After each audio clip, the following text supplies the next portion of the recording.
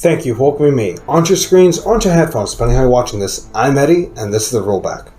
Folks, I'm going to talk to you today about Justice League Warworld, aka Justice League The Twilight Zone? Kinda? Sorta?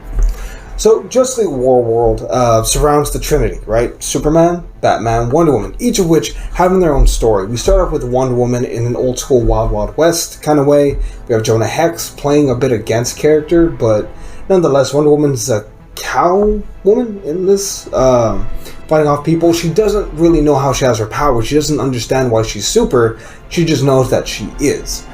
Second story surrounds Bruce Wayne in Shambhala. That's some really obscure DC stuff that I'm talking about here. He's a warrior in Shambhala. Again, runs into Wonder Woman, and things are beginning to, I guess, domino effect. The third episode, it's very remnant of a Twilight Zone episode, where everyone in the diner isn't sure who the alien is. Turns out it's everyone except the one cop. But yeah, and in this one, it takes place in like the 1940s. Clark Kent is an FBI agent.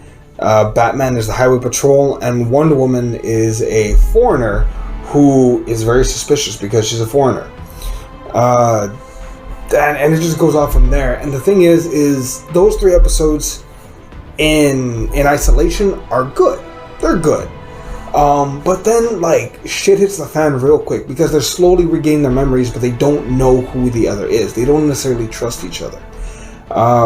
And then we find out that they've all been under mind control from J'onn J'onzz, a character that we met in Superman Man of Tomorrow, who doesn't seem to remember Clark now, but is sending out an SOS message.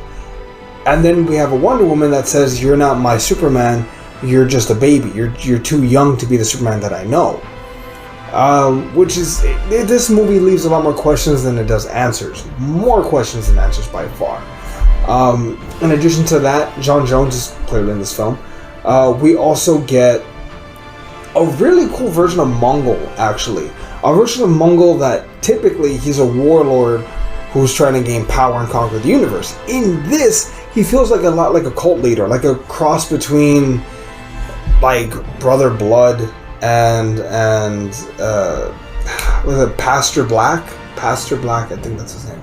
He feels like a cultist who's trying to rewrite the universe, and the best way to unlock this planet-destroying weapon is to use the white Martians and the green Martians. Well, he thought that the green Martian had the key. No, it turns out you needed one of both. Because of how much they hated each other, the people that created the weapon thought surely a green Martian and a white Martian would never come together. But sure enough, they fucking did. And now, apparently, there is a crisis to be answered for, which is the next movie, Crisis on Infinite Earths, which I don't know how the fuck that's gonna work. DCU is currently in flux here in the real world, and in the animated world, I don't understand what's going on. I'm sure they have a plan, but for my God's sake, I don't know it. This movie's weird because it doesn't have a solid story behind it based off a comic. This feels like more like an original piece. Yes, there are elements from comics, but it's not a direct adaptation. It's not like The Long Halloween or American Alien. This is a weird, different take, and I don't necessarily hate it. It's just I don't know where I'm going with this. I feel like I got the first third of a film. I'm hoping next year when they release Crisis on Infinite Earths, maybe that'll cap this off and it'll feel like a two-parter, because they're not adherent to doing that. They did that with The Long Halloween Part 1 and 2, which was justified. It's a long story. I'm just hoping that they do this with this one as well. That said, this movie might be the lowest grade I've ever given a DC animated film. I'm going to give it probably a B. It's not outstanding, not something I would recommend non-comic book fans to go watch. This feels very fringe. Do I like it? Yes. Do I think everyone else will like it? Maybe not. And that's a hard thing for me to say about DC, but that's the facts.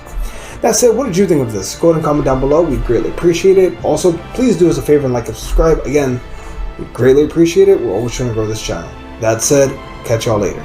See everyone.